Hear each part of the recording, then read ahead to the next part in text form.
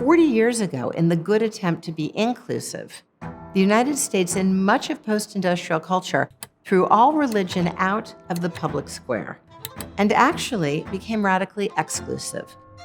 We lost the powerful voice of pluralism, where you tell me about Easter or Christmas or Diwali or Ramadan and I share about Hanukkah.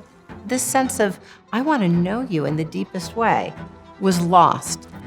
And with that, we have become a spiritually non-conversant society. And while many young adults do still have a strong spiritual core, never have so many not. We now have profound, beautiful souls who've never been asked to pray or meditate by the side of a parent or grandparent, who've never been given opportunity to read any sacred text from any tradition, and who therefore are understanding morality as cherry-picked or driven by hedonics versus derived from ultimate reality. And with the sharp decline in personal spiritual life and family faith tradition, there has been a statistically related sharp increase in the diseases of despair. But right now, we may well be on the cusp of a spiritual renaissance. All of us are waking up. There has been a mass developmental depression, which is a knock at the door for a mass spiritual awakening. This may be our renaissance.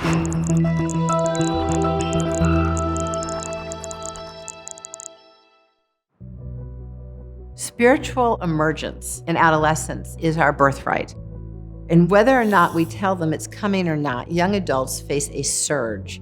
There's a hardwired force from within to quest for ultimate meaning, ultimate purpose, to feel in the heart.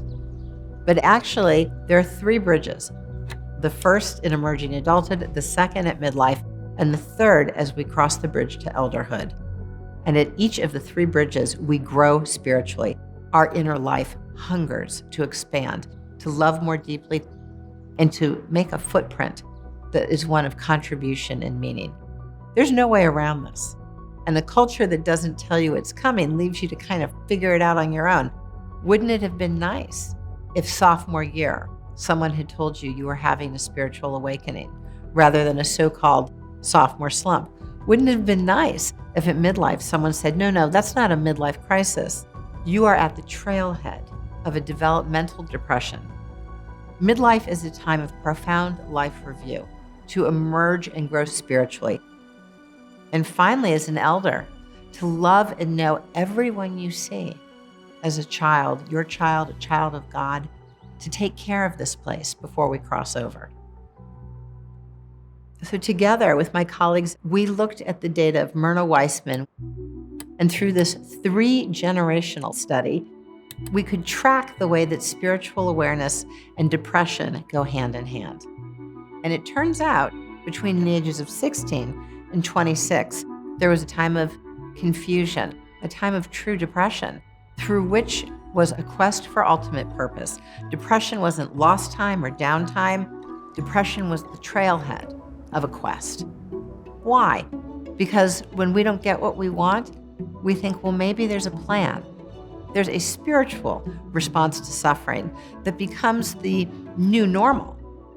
And what lies before us is discovery into our own deeper nature and that of reality around us, through which we might be more loving, see more deeply, and contribute in a more profound, aligned way to life itself. The heart guides the head in most wisdom traditions, but lately we have it reversed. Far too often, we have the head guiding the heart. The heart is the instrument of knowing what is true, of discerning our direction, and the head has tactics and strategy and goals and achievements, and the heart, following the head, is left to hunger for more, to be envious or jealous or never satisfied. In truth, we need to be able to feel deep guidance of the heart and then discern the way forward with the head. And when we do, our lives become one of a quest. Quest is when I can ask a question of my head. What direction should I go? Do I want to get married? Where do I want to travel? And then receive guidance through the knowing of the heart, through a mystical experience. By combining logic and empiricism with mystical awareness and intuition, We have a much more innovative, highly interconnected, and ultimately more successful brain. Innovative in solving problems at work, in building new ideas, but more importantly, innovative in our lives, so that moments of trauma and loss are actually portholes of opportunity for discovering what is life showing me now? What has this moment of despair prepared me to inherit? Maybe 90% of the time, we do not have control over what comes our way in life. But what we can do is deeply anchor ourselves in a stance of quest so that whatever may come, use that to flourish, to ask, what is life showing us now? I'm going to share a practice that helps cultivate an awareness of quest, how we may already have been on a quest in our lives, and how we can be mindful of establishing a stance of quest even in life's most unwanted, volatile, and dynamic moments.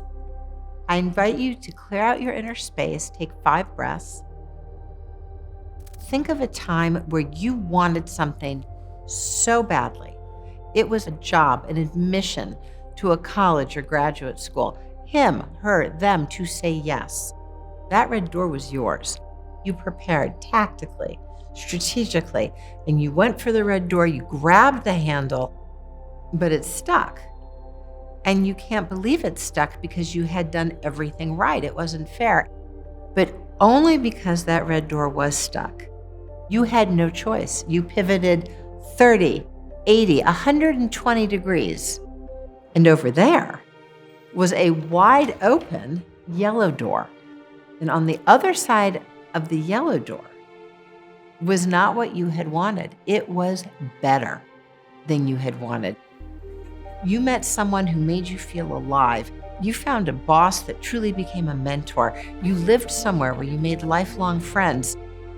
And I invite you to sit back and look at the stuck red door, the hairpin turn leading to the wide open yellow door that has everything to do with who you are and where you are today. Was there anyone at that hairpin turn who pointed the way, gave you information, told you a story? It could have been someone you met for 3 minutes or someone you've known for years. There was a trail angel, a friend, a parent, a grandparent, a counselor, a trail angel guiding you to the wide open yellow door. And as you sit back now and you see the stuck red door, the hairpin turn, the trail angel, and the wide open yellow door that has everything to do with who you are today, how really are the most important parts of our lives found? Is it through radical control that we are masters of our fate? Or are we more discoverers of our journey? Where in your road of life is your higher power? Is your higher power in the wide open yellow door and equally the stuck red door? Is your higher power in the trail angel and your openness to be in dialogue with what God, the universe, whatever our word may be, is showing you now? Is it possible that you have been on a quest, that you already are walking a spiritual path?